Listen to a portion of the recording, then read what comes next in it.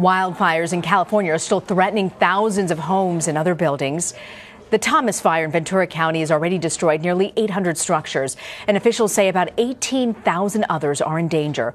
Meanwhile, the East is bracing for a cold blast. Here to break it all down is Jeff Berardelli. He's lead meteorologist with our West Palm Beach affiliate, WPEC. Okay, Jeff, I want to start with those wildfires out west. What can you tell us? All right, so the fire danger remains extremely high. The relative humidity is extremely low. We're talking single-digit relative humidities. The winds are going to be gusty, but if you remember last week, the winds were gusting to 50 to 70 miles an hour. That's not the case. Now it's closer to 20 to 40 miles an hour. We're going to have another surge in wind towards the end of the week, so it's going to be difficult. The Thomas Fire is only about 20% contained here. It's one of the top 5 biggest fires ever in California history. As we head towards the end of the week, another surge in wind. But I do have some good news here. Okay. Really good news. It's going to rain finally at the end of next week. Next Thursday-ish, Wednesday, Thursday, Friday, a decent-sized storm and I think a decent amount of rain. Both fingers across here. We really need it. So finally it's going to rain. We're going to see a pattern switch across the nation. So what is it, Jeff? Is it the lack of rain? Is it the wind? What makes this so deadly and dangerous? Well, first of all, we've only had 0.2 of an inch of rain in Southern California since last May. Wow. 0.2, less than 1/4 of an inch in 6+ months. In addition, last winter was extraordinarily wet there. So all this vegetation grew.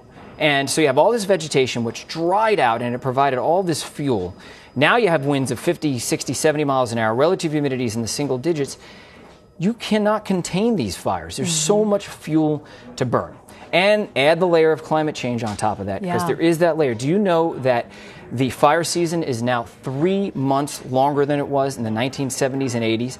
And 3 to 6 times of the amount of acreage are being burned now than in the 1970s. And that is an unbelievable stat.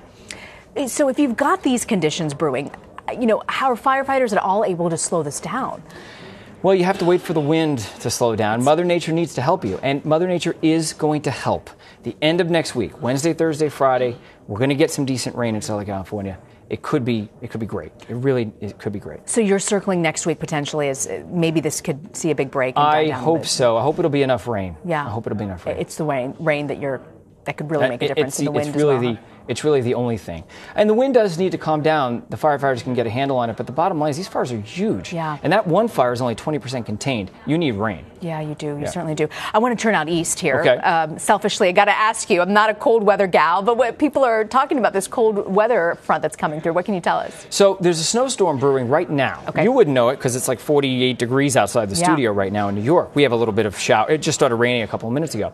But north, up in Vermont, New Hampshire, and Maine, big snowstorm, 6-12 inches of snow. So that's good for the ski resorts. They need it. But this is going to crank in a northwesterly wind here. So you might want to go back to Florida for a couple of days. Because tomorrow will be in the 30s, 20s and 30s. Once you get north of New York City, though, low temperatures on Friday morning will be in the teens. Once you get into the mountains of New England, low temperatures will be about 0 to -10. And wind chills will be close to -20 at times. So this is going to be the coldest air of the season that's coming into New England.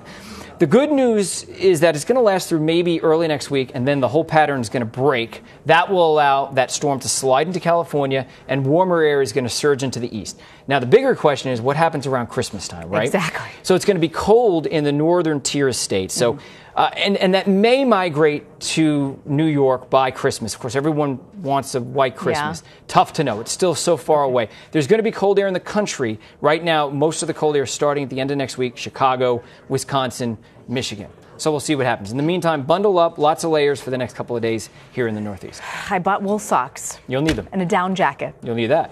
Jeff Berardelli, thank you so much for joining us, You're Jeff. welcome.